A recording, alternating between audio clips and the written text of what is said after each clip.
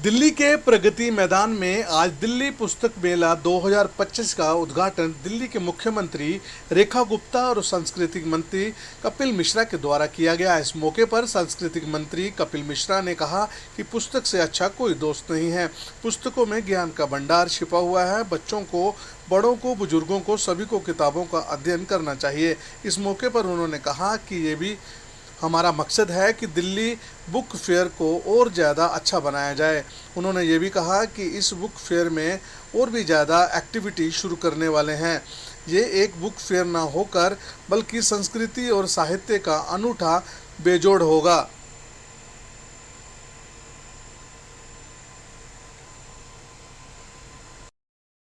Lieutenant colonel हर्ष कौंडिल्या का जो धन्यवाद ज्ञापन करेंगे।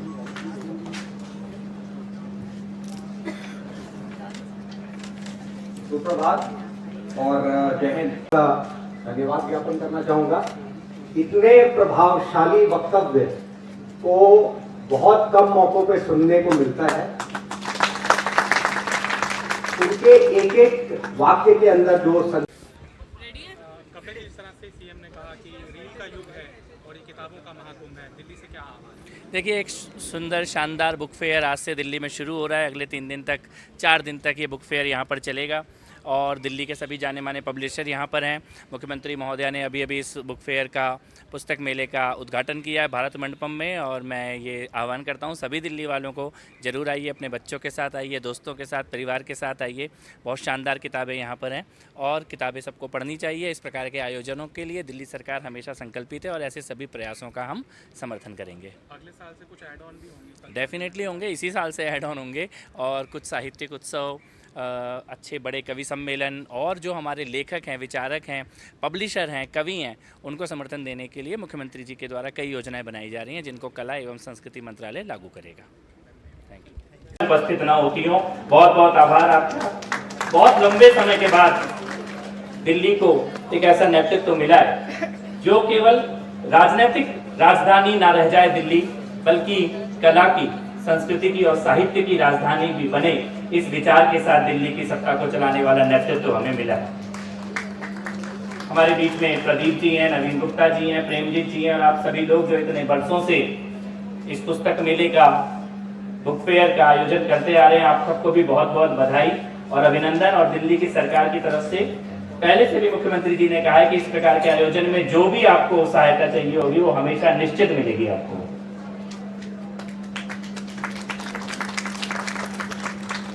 मैं केवल इतना कहना चाहता हूं कि प्रधानमंत्री श्री नरेंद्र मोदी जी का भी विजन है बुक रीडिंग हैबिट को कैसे और बढ़ाया जाए।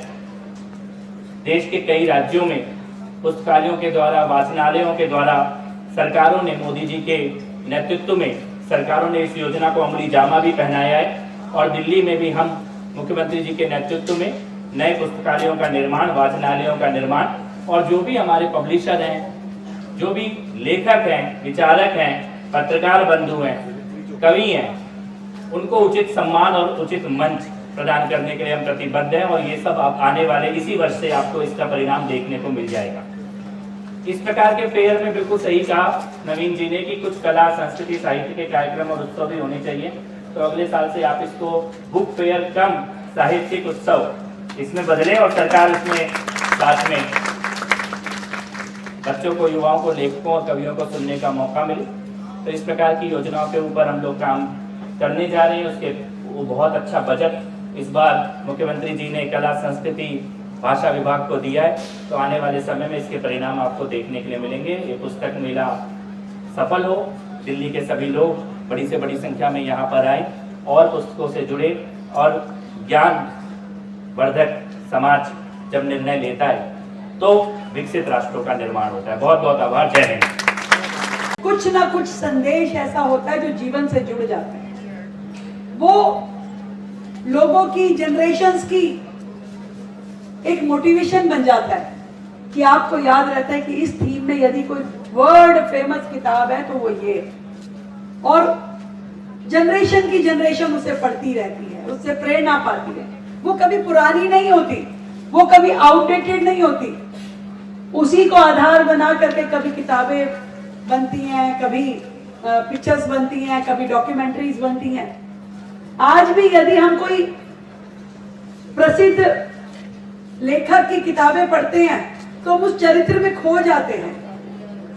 कभी हम प्रेमचंद की गोदान के होरी हो जाते हैं, कभी हम शरद चंद्र चट्टोपाध्याय की परिणीता की ललिता हो जाते हैं। पढ़ते पढ़ते उस चरित्र के अंदर गुम हो जाते हैं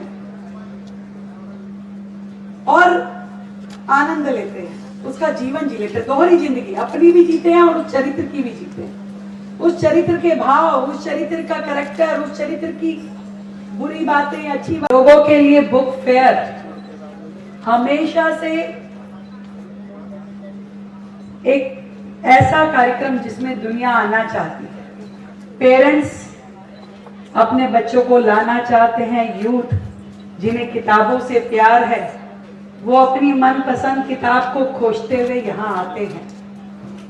हर व्यक्ति की साथी, हर व्यक्ति की दोस्त जो अकेले में भी आपका साथ निभाती है, कभी यादें बन करके, कभी सपने बन करके, कभी प्रेरणा बन करके और कभी लक्ष्य बन करके।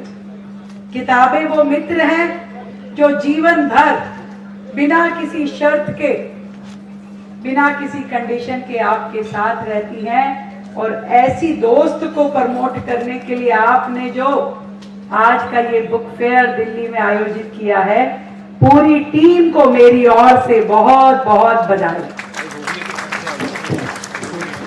आदरणीय प्रदीप सिंह खरोला जी जो कि सीएमडी है हमारे आईटीपीओ के, हमारे माननीय मंत्री कपिल मिश्रा जी जिनके माध्यम से दिल्ली में अब लगातार सांस्कृतिक आयोजन भी और अनेकों ऐसे कार्यक्रम जो दिल्ली की जनता के दिल के नजदीक हैं वो लगातार किए जा रहे हैं। हमें पीछे तीज का बहुत ही भव्य कार्यक्रम भी कपिल जी के द्वारा, मिनिस्ट्री के द्वारा किया गया और लगातार हर कार्यक्रम के में आपकी टीम बड़े उत्साह के साथ पार्टिसिपेट करती है। आपको बहुत बहुत धन्यवाद।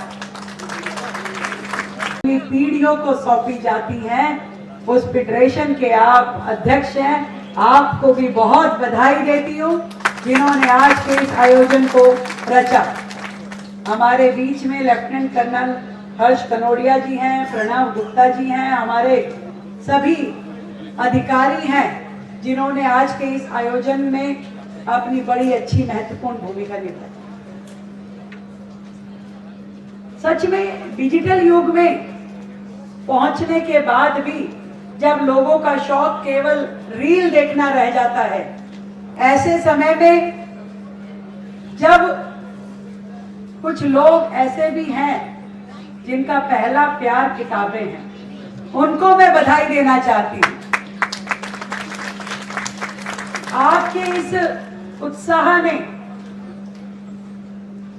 भावना ने ही भारत को विश्व गुरु बनाने की दिशा में लेके जाने का प्रयास को सतत कार्यरत रखा है।